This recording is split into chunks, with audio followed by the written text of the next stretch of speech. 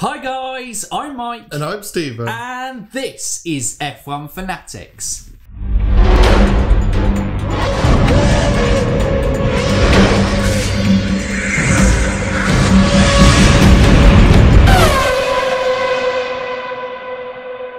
Welcome back to the F1 Fantasy Weekly season review of the 2020 season, where we round up the top performers in drivers, teams, bottom performers in drivers, teams, the best named teams in the sport, and Kimi Moment of the Week. Is that a short enough title? I worked on condensing it. Is that short enough? We may not cover everything that you said in the title, but...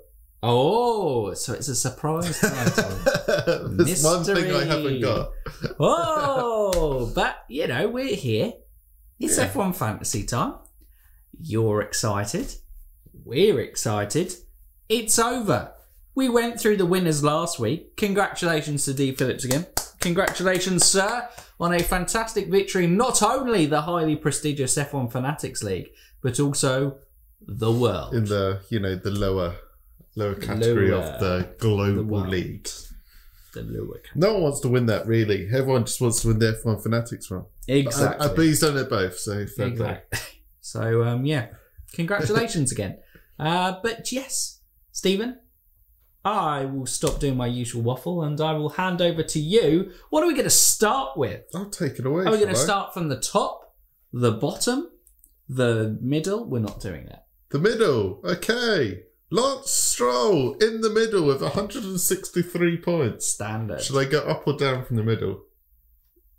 163? Did he really only get 163? That's a shocker. He finished 11th in the standings overall, which we'll come on into in the season review podcast tomorrow. But he had a terrible second half of the season. And 163 points total. But we shouldn't start in the middle. I was doing that as a joke. And then you started nitpicking with Lance Stroll's score. It actually started off in the middle. So we'll now go and I'll go from the bottom. Let's go from the worst to the best. We're going to start low and then build ourselves up high. So, in the last place, and a terrible season overall, only managing 7 points across the 17 races, and that was Jack Aiken. Honestly, what's he doing? Honestly, Jack Aiken, disgusting. I said he never was worthy of an F1 seat. Jokes. Jack obviously did well in his race for Williams. He spun of his own accord and hit the wall. He did well. Which ruined George Russell's race. It's not his car. But then he did give Checo his win, so... Look, there's swings and roundabouts to everything. Fittipaldi was second to last with another horrific score of 8 points over the 17 races. God. Pietro Fittipaldi, if he steps into that Haas seat next year, I'm gonna riot. How dare he?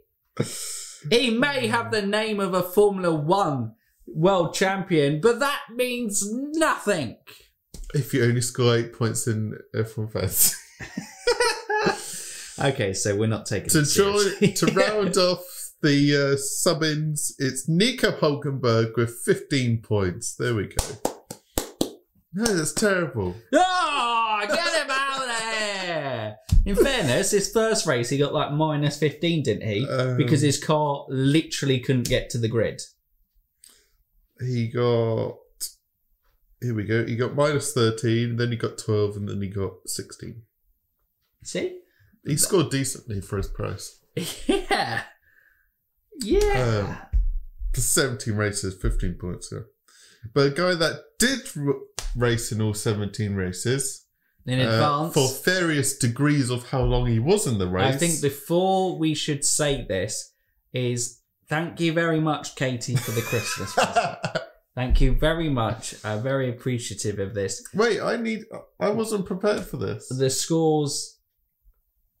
Well, I'm go then. It's like nothing ever happened. Oh, Where did that come from? Where did that come from? Where did that come from? Oh, wait, it was always here. It was always here. You just rewind the video and it was always here. Exactly. Don't rewind the video. No, don't. Trust my word. Trust him. But thank you very much. But we are very sorry for what we are about to do. Stephen?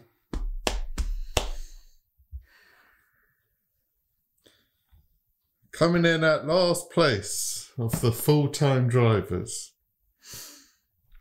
Kevin Magnussen, 44 points. The stats don't lie. Don't hate us. It's his last season. He got 11 of those in the last race.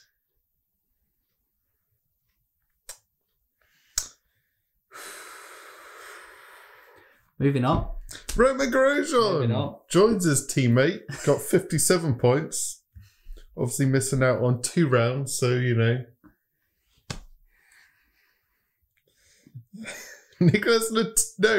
George Russell is next. Obviously a great point scorer from last season, but only got 77 this year. Stayed, I think, pretty much rock bottom in terms of price. He actually got a lot of those points. Or I say he got a lot of those points. He got 10 points when he was at Mercedes. Which I'm not sure I should have added, because technically those 10 points were for Lewis Hamilton, weren't they? Yes. So he's probably like... Actually, no, I think the overall fantasy score, they did give him 10%. I don't know. Antonio Giovinazzi got 103 points. Sebastian Vettel got 127. Esteban Ocon got 149. Daniel Kvyat got 158. And to our middle point, Lance Stroll, 163 points, which you were shocked. I've just realised. Kimi Raikkonen is in the top 10. Yeah. He is in the top 10. Is that top 10? That's the top 10. No, he's just outside. Oh. Sorry. Oh. Sucks to be you. Oh, wow. I bigged that up big time. He's 11th. He is in the top 11. Sorry, I messed that up because Kimi should have been in the middle spot. Sorry, my bad. Let's rewind. And to round off the middle spot is Kimi Raikkonen on 177 points. Top of the midfield. Yay. Oh, yeah. Champion of the midfield. Champion indeed. But if we look there, you know, Haas and Williams were the worst 2 cars, so it's no surprise that their 4 drivers were last. And, you know, Kevin Magnussen was probably unlucky with the lot of retirements that he had from them. Giovinazzi, you know, Alpha was the 3rd worst car expected to do there, which means that, you know, Vettel, Ocon, Kvyat and Stroll were all pretty disappointing. Stroll actually, has to be said, is the most disappointing there. Yep. Hands down. Yep, there were high hopes at the beginning. There was the panic to get rid of double racing point because of the penalties. The penalties didn't do anything. Then there was a back in for Stroll. And then if you had Stroll in the second half of the season, he was just losing you points every single race. Basically, yeah. That is the tale of Lance Stroll. A disappointing end, but a promising start. Yeah. Sums up. Now top. He should be a decent, because of that score, he should be decently priced for next year. So it could be a good top pick at the start of next year. Maybe. Into the top half, the top 10 that doesn't include Kimi Raikkonen. Coming in at number 10, Pierre Garcia with 218 points. Then. I think that's fair. Yep. He, bit inconsistent at some points, but very consistent at others. The AlphaTauri car was a bit hit and miss. Charles Leclerc, fantastic in the Ferrari with 238 points, scoring 111 points more than his teammate. Teammate heads, he's not doing well. Let's wait until we go into Alex Albon. Alex Albon! Scored 262 points. Now, look, he's lost his seat now. We should say nothing. He scored 146 points less than Max Verstappen. Oh, what's that silence in the room? Let's move on. Sorry, not 146. It's like 196. Yeah. That's worse. Yeah. You should have kept the other one. Well, you know, Now gotta give the facts to the people. Now we look like proper bad people. That's literally beating a kid while he's down. That one is crying in a corner somewhere, and you're just going, ha, ha, ha, ha. That's you right now. And I'm proud of that role that I play. Oh my god.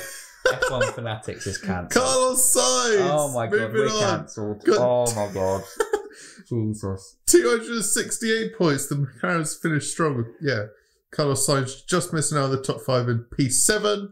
And then Lando Norris joins them with 301 points. Double McLaren was the way to go, but they were both very expensive. Well, if you got Lando in early and got Sainz, you could have gone double McLaren. Lando was definitely the standout. Yeah. I say standout pick. I want to say it was one of the highest price movers. Yeah. Early doors, Norris was definitely a big pick. Yeah. Massively. He would have got you like 3 million, I think he went up, something crazy like that.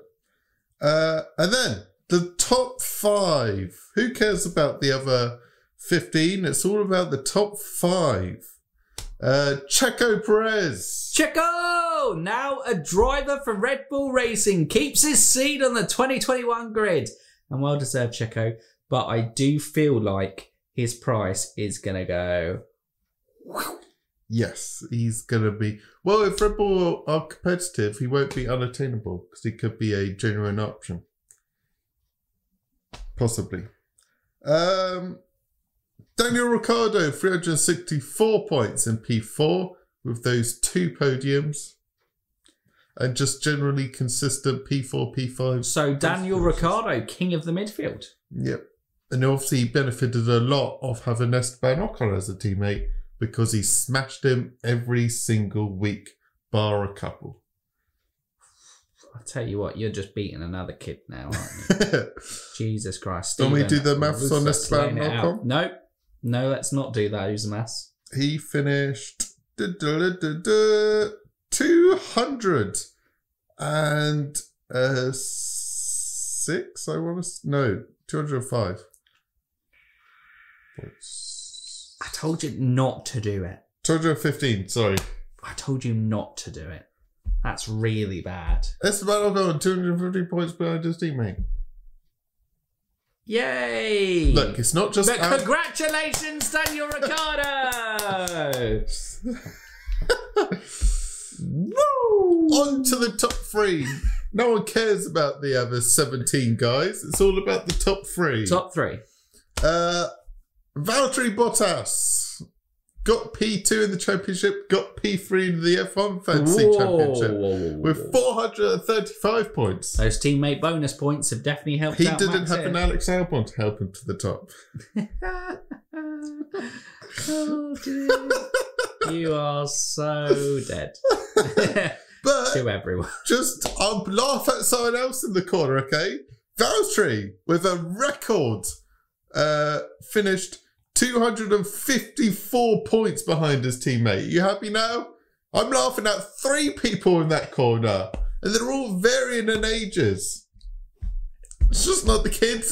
There's one thing that Stephen can't be ridiculed for. He's not ageist. Whether you're young, whether you're middle-aged, or whether you're just somewhere in between, he hates you. I'm laughing at you all.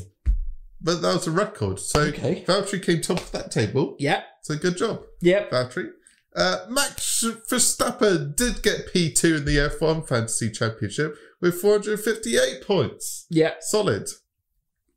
But the king of F1 Fantasy for a second year in a row, this year I'm sure it's probably one of his biggest margins in F1 Fantasy. Lewis Hamilton, 689 points. Yeah, that is dominance. I mean, to do the maths quickly, is like 230 1 difference to first and second. So smashed it. So what we're basically saying, if you didn't have Lewis Hamilton in your team this year, you suffered. Yeah. Basically. You suffered. You just had to back Lewis. Yeah. But, rounding off the drivers, Lance Stroll disappointing. Esteban Ocon disappointing considering where Daniel Ricciardo was finished-wise. 215 points. Valtteri Bottas disappointing. Alex Albon disappointing.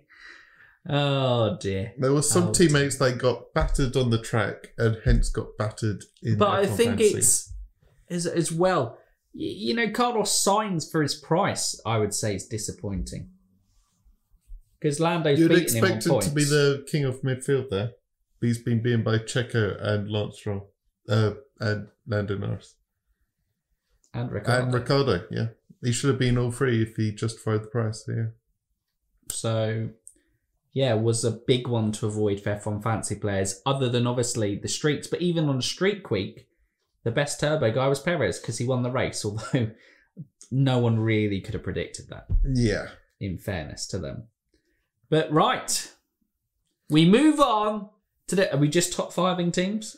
Yeah, because I haven't got the scores for everyone. Okay, so top 5 teams. F1 fantasy. Let's just get out of the way with. Let's go first to bottom. Mercedes 882 points. They smashed it. Red If you didn't Bull, have Mercedes, yeah. If you didn't have Mercedes, then you massively suffered. Because Red Bull only got 699 points, so that's not quite 200 points difference, but nearly there. And then this is where it gets a bit messy. I believe Racing Point came in at number 3 with somewhere beyond 486 points. Well, an accurate proceedings. F1 Fantasy Weekly, the place where you get accurate scores somewhere beyond the 480 region. Ooh, it's out there. I'm good. Oh, actually, because they got minus points from... No, they won't have got... They still would have scored. I'm going to say that... I'll just say 486, and yeah. Because McLaren, I don't think, got anywhere close, unfortunately. What about Renault? Renault got 478 points, and that is their total. So they came in at P... That's not even... It's around that region. That was a definite yes. Then AlphaTauri rounded up the top 5 with 346 points. And then McLaren would have been 6th with 309 points. There you go. Top scorers. Who would have known when we started in Australia back in time when I'd created the wrong league where it was a sprint league starting from Suzuka to the end of the season, and then creating the F1 Fanatics League 2.0, everyone thinking because it was the second season we'd done it, but actually it's because I mucked up the first league. Yeah. So we're now going to have to call F1 Fanatics 3.0 to cover up my mistake. Yeah. Yeah. Although I have just admitted my mistake to everyone. Out. Remember, cut this bit out. Don't forget this bit. Or if you're watching this, the real reason it happened was because... Oh, I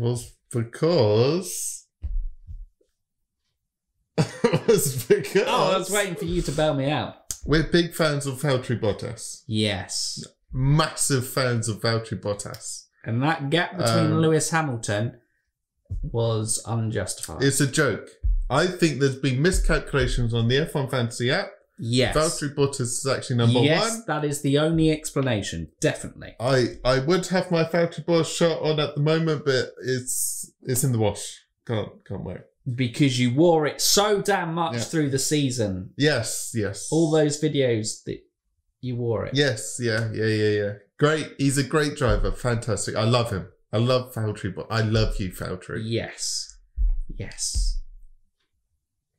There we go. And then we go Valtteri 3.0 next season, F1 Fantasy 3.0. Okay. Brilliant. Yeah, right. General thoughts of the F1 Fantasy season. I thought the Mega Driver worked really well. I thought that was a great addition to the season. Yep.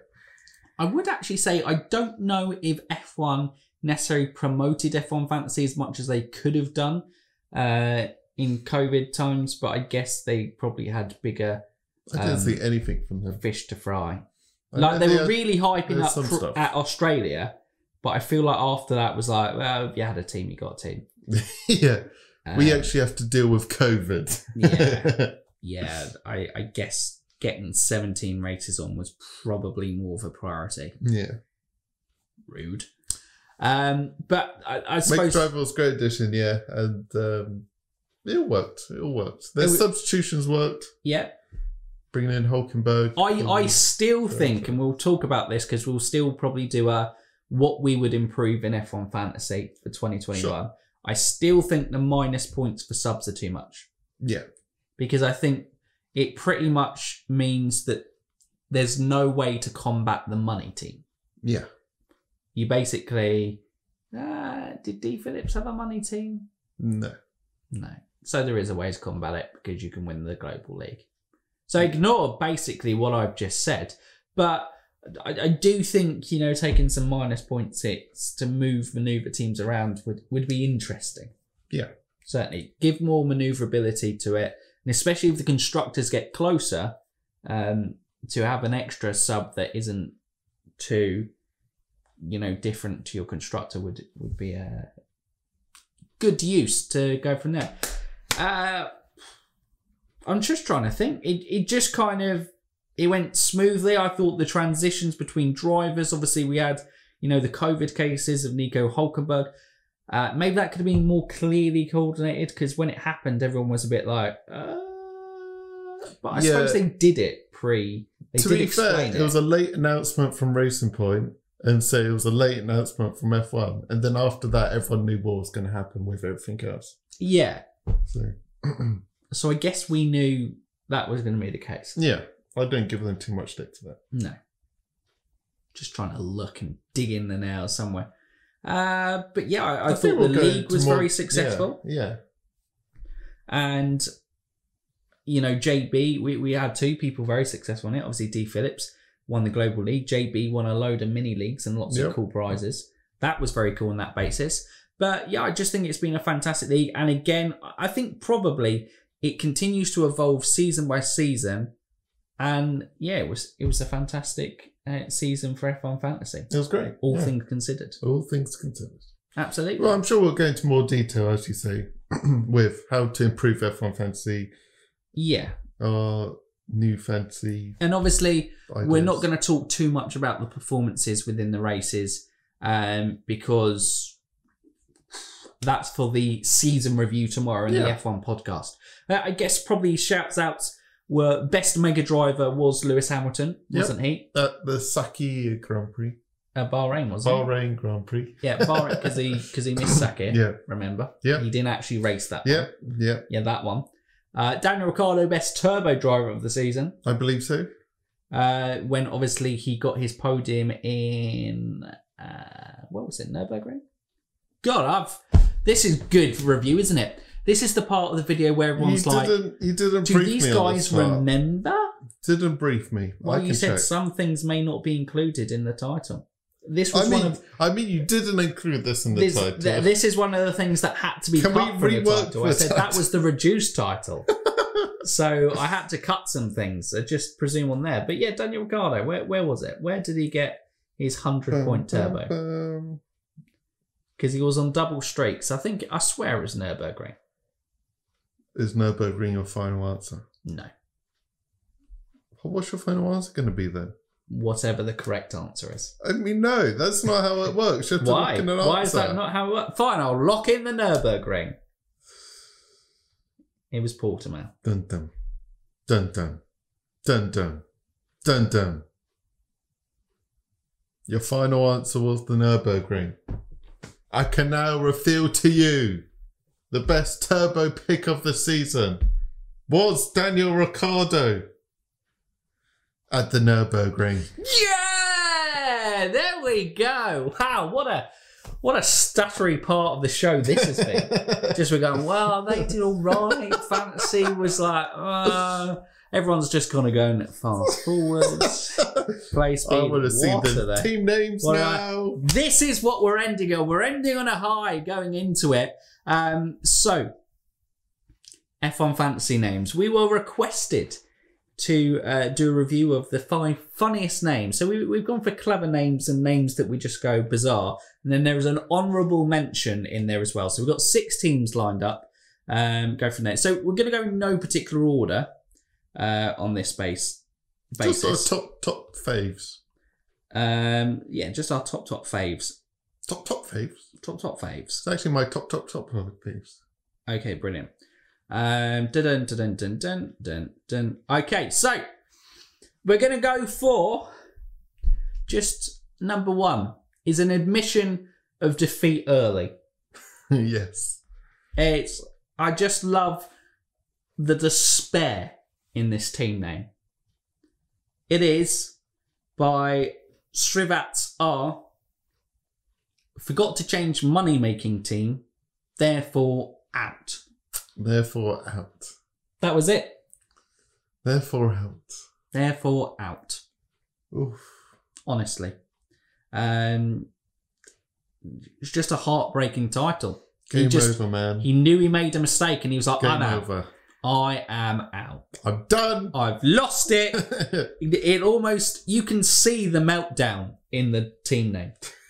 That's what I envisioned there. I feel like the phone was then just thrown at a wall. Yep, that was definitely a great first entry to our top 5. Yeah. Marussia HRT Racing to Electric Boogaloo. I mean, there's a lot going on there, Aaron. There is a lot going on there. I don't know where the thread is. It was like, I think it was poor F1 teams in Marussia and HRT. So I was on board there. Then Racing 2. I don't know if that was in relation to their racing was so bad that they could be in Racing Formula 2. to Electric. But then it was Racing to Electric. And I was Boogaloo. Boogaloo. Confirmed. Marussia and HRT are going to be Racing to Electric. Boogaloo! So, Aaron, I don't understand what's going on in your minds there. You win the award for just randomness. Like, I don't understand. I mean, it's carefully put together, but we can't see how it's put together. Yes, that is it. But that was entry number 2 on the list. Entry number 3, a guy who made the top 5. We got T-Car. T-Car. And we appreciate this name because obviously a lot of people tried to be clever, work team names, driver names into names. And I thought this was the most that kind of works there. Hasta la vista. And you just want to put baby on the end of there. And I just think of Terminator 2. Yes. That's what comes to mind. And I like Terminator 2, so you're always going to win me rounds with this name. But yes, Haas, obviously, because it's Haas. Top 5 in the league and top 5 in best names. So well done, Hasta la Vista, T-Car. You've done a great job. In at the 4th entry into the top 5 of best team names, and this is a tribute to Gunther Steiner, probably going back to the Drive to Survive Series 1. It's by Swan and S. And it is Bunch of F-Kin Van Cars. Now, I think that's the PG version of the quote. I feel like that's like a bad subtitles. Yes. Yes, that is definitely, that's someone subtitling, but they have a real issue with swearing. So they're going, Bunch of F-Kin Van Cars. It's okay because none of those words are bad. Are bad, yeah. And the letter F can't be bad. No, it was just an F in there. Exactly. So well done, Swan and S, for thinking outside the box and for making this PG and child friendly. So there's 2 Haas related names in the top 5. Yes. Well done. Haas may not be a popular team at the moment, but looks like they're a popular team for F1 Fantasy team names. And still a link to Haas, kind of, because Aston Martin will no longer be the Red Bull title sponsor, and Christian Horner has said that, you know, Red Bull will be without a title sponsor in 2021. But South African Johannes S. has come up with a great solution for them. Absolutely. Red Energy Rich Bull Racing.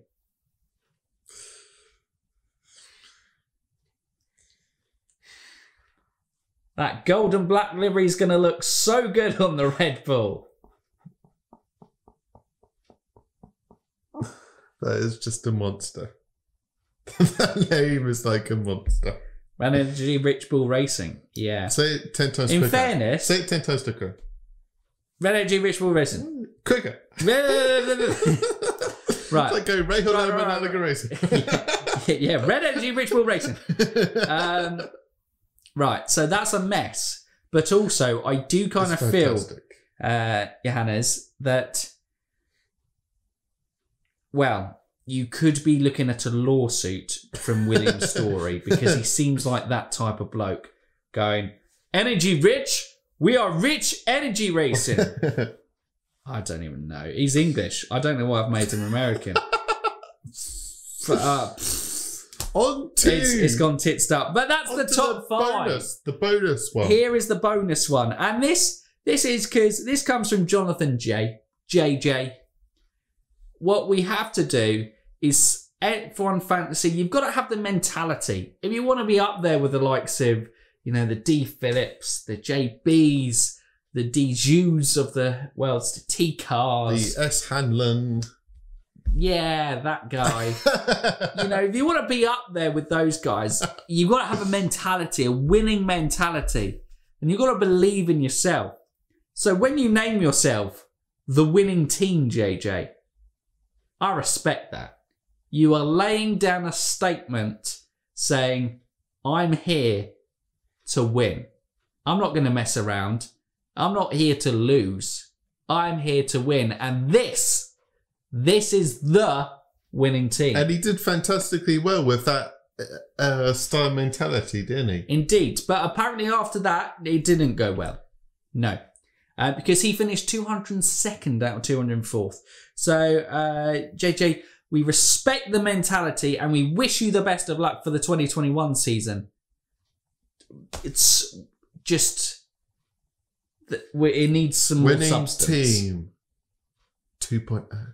Exactly. You're going to have to inherit your inner Valtteri. Become more like Bottas. Yep. Have more porridge, Jonathan. That should be our slogan. Be more like Bottas. Absolutely. I completely agree. But that's it. That's the top team names. Team names. Jesus. Oh my God. Time to round it off. This has been the longest F1 Fantasy Weekly in a while, and it shows. We're not capable of talking this long. We've broken. We've gone. But it is the Kimi Moment of the week to end with. And all we're going to put on screen for you now is the Ferrari 2015 Christmas video.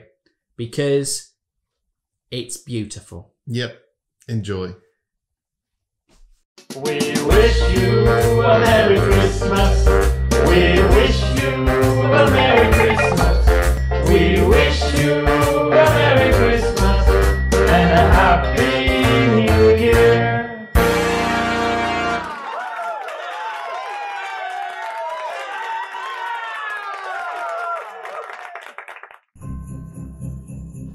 We wish you a Merry Christmas and hope you accomplish all your goals in 2016.